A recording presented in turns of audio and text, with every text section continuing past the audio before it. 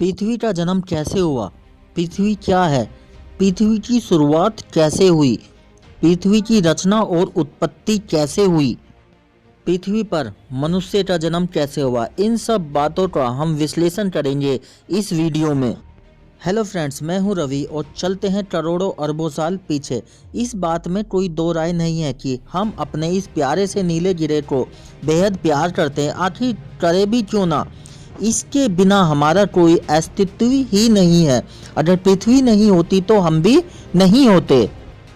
अगर ये गिरह ना होता तो आज हम भी जिंदा न होते। हमारे सौर मंडल में सभी के सभी 9 ग्रह अपने अपने गुणों के लिए जाने जाते हैं। आज हम इस वीडियो में पृथ्वी की उत्पत्ति के कुछ गजब तथ्यों को लेकर आपके साथ डिस्कस करने वाले हैं।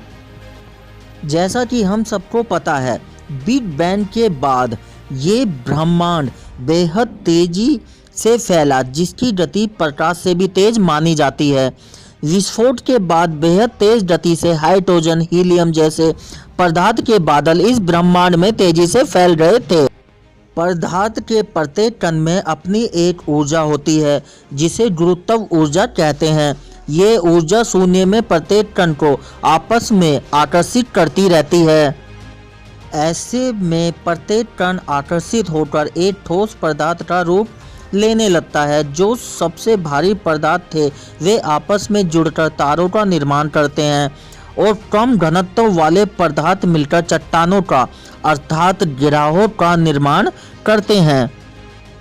पृथ्वी भी एक चट्टानों वाला ग्रह है, पर निर्माण के समय तक इस ग्रह में कुछ भी सामान्य नहीं था। हर तरफ लावा और ज्वालामुखी जैसे उथल पुथल वाली घटनाएं होती रहती थी।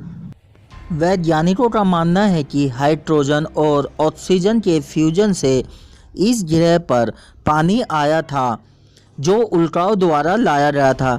इसके अतिरिक्त एक थ्योरी के अनुसार इस ग्रह में ही अभिक्रिया हुई और फलस्वरूप लाखों वर्षों तक यहाँ पर लगातार वर्षा होती रही। बिग बैंग के बाद अंतरिक्ष में फैले बेहद घने धूल के बादल में सबसे अधिक घनत्व वाले पदार्थों ने मिलकर तारे का निर्माण किया, जो आज हम सूरज के रूप में देखते हैं। एक बड़े आकार के तारे के निर्माण होने से बाकी का बचा हुआ डस्ट क्लाउड यानी धूल के बादल इसके चारों तरफ तेजी से चक्कर लगाने लगे और इस तरह डस्ट क्लाउड पार्टिकल्स यानी धूल के बादलों के कण आपस में जुड़ने लगे और इस तरह सौर मंडल के विभिन्न ग्रहों का निर्माण होने लगा।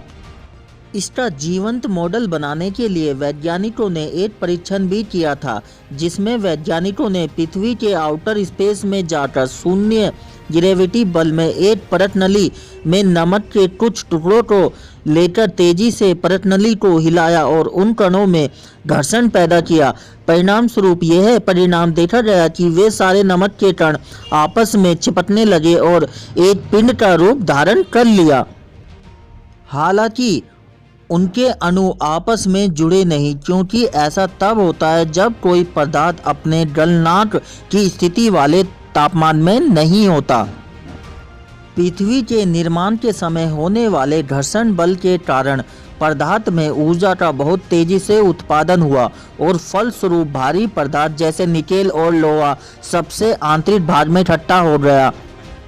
विभिन्न प्रकार के पदार्थों का डस्ट क्लाउड के माध्यम से पृथ्वी पर इकट्ठा हुए और आज जो आप पृथ्वी का स्वरूप देख रहे हैं वह करोड़ों वर्षों की प्रक्रिया का परिणाम है। ब्रह्मांड में तैरता हुआ डस्ट क्लाउड धीरे धीरे पत्थर के टुकड़ों, जिन्हें हम एस्टेरॉयड या उल्कापिंड कहते हैं, इनमें परिवर्तित हो रहा था। आज भी ये एस्टेरॉयड मंडल और बृहस्पति ग्रह के बीच में तैरते हैं, जिन्हें एस्टेरॉयड बेल्ट के नाम से जाना जाता है। वैज्ञानिकों का मानना है कि ये एस्टेरॉयड ही पानी लेकर धरती पर आए थे और इसके बाद ही पृथ्वी पर जीवन की उत्पत्ति शुरू हुई थी। पृथ्वी गोल क्यों है, ये प्रश्न अधिकतर लोग सोचते हैं।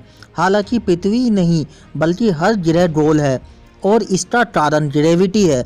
जितने भी भारी धातु हैं वे सब हल्के धातुओं से नीचे चले जाते हैं जब ये तरल अवस्था में होते हैं। जैसे कि अगर आप पानी में सरसों का तेल डालते हैं तो वह नीचे बैठ जाता है। इसी प्रकार प्राथमिक अवस्था में पृथ्वी पर सभी पदार्थ तरल रूप में रहते थे। ऐसे में जो भारी धातुएं थी वे सब इसके माध्यम में चली गई और जैसे जैसे पदार्थों की उपस्थिति बढ़ती रही पृथ्वी की ग्रेविटी भी बढ़ती चली गई।